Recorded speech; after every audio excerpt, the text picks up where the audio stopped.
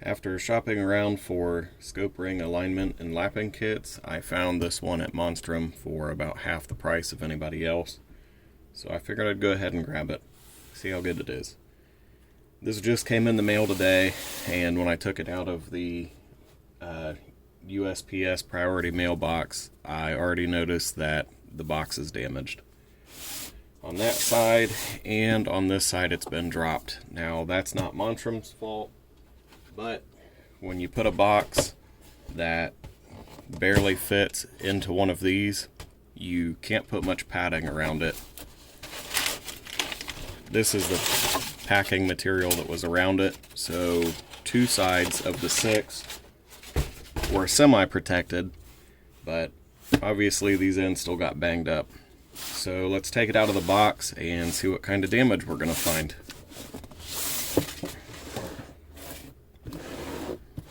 You can see here on this one too, it's wrinkled up pretty bad.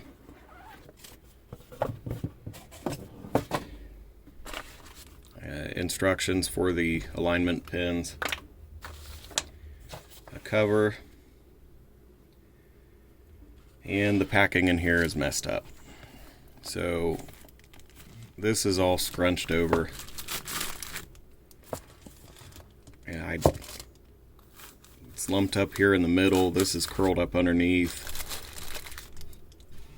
That's not even sitting down in the slot properly. This rod is not down in its slot. So basically, the mail carrier did not take care of this package at all.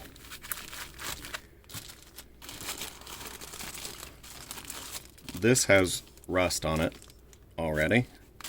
This looks like it was dropped on concrete.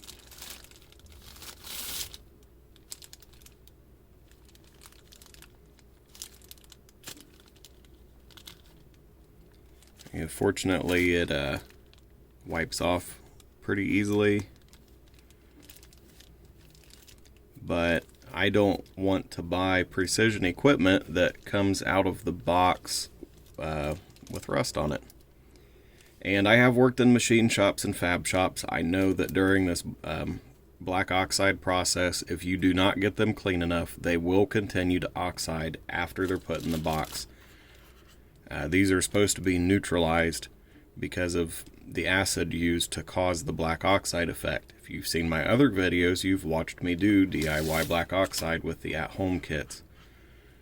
So down inside of the threads is rusted, both sides. This one has the white buildup from where the oxide chemicals weren't cleaned off. Threads on this side are also rusted. So it is extremely important to wash these off after they're oxided, neutralize them, and then use some kind of oil in any hole in any black oxide part. These should have had, at minimum, WD-40 put down in them. I've seen old timers use Crisco and a tap to clean threads out. It doesn't rust either way. Crisco is not really the best option, but it's better than letting them sit and continue to oxide in the box, because now I have to clean them up.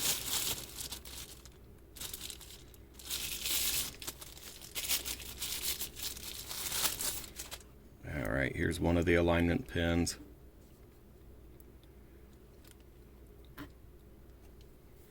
And this foam packing is cut out so that the pins go opposite each other.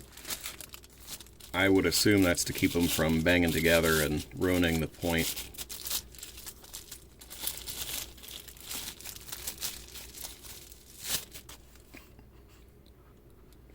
That alignment pin has one small spot. Yep, that is rust. That's not wiping off.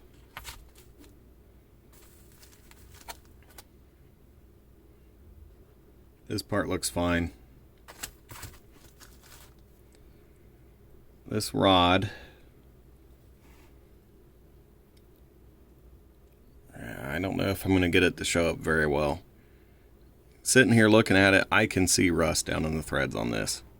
And I don't know if it's rust from the black oxide parts, if it's rust from the machining process.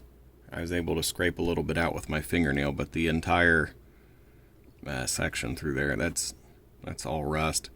It looks like it's just braided wire for the handle, so it's not a huge deal, but again, you shouldn't be taking new parts out of a box with rust on them.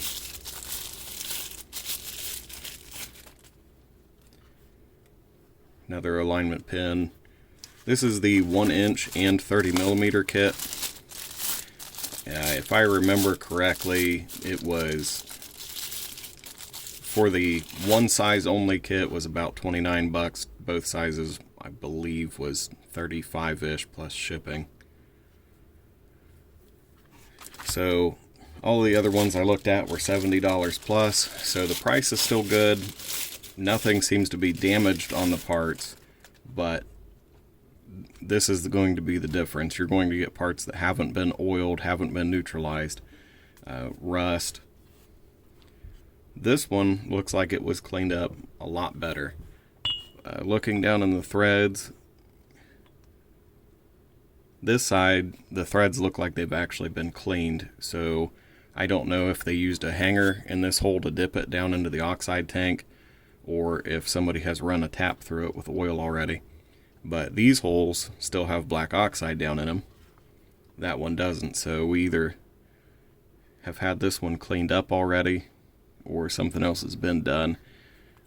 These holes actually look like they have little pieces of cloth down inside of them. So I would assume they just used a cloth on a drill or something to clean these out real quick. That's fine. A little bit of cloth is better than a little bit of rust, in my opinion.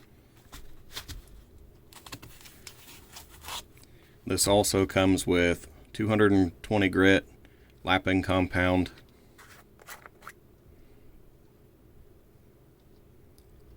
Pasty, so it should stick pretty well.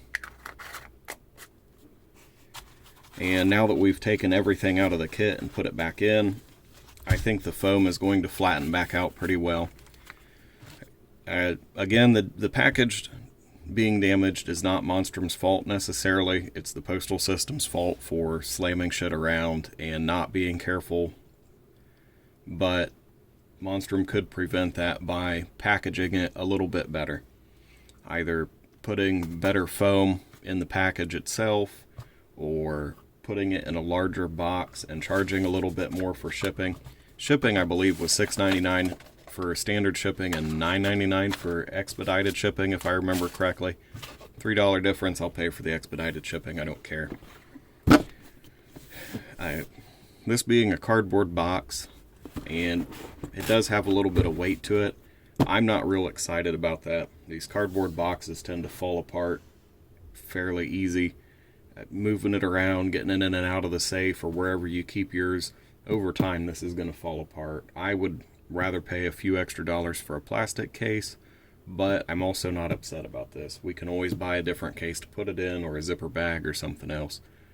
But for the price, I would buy it again just by looking at it. We'll test it out later, see how it does, and see if I still have that opinion. Right now, dollar for dollar, I would still choose this over a more expensive one, because I'm not a long-range precision shooter. I don't do competition shooting, just target shooting and hunting. So for me, this budget-friendly option is just fine.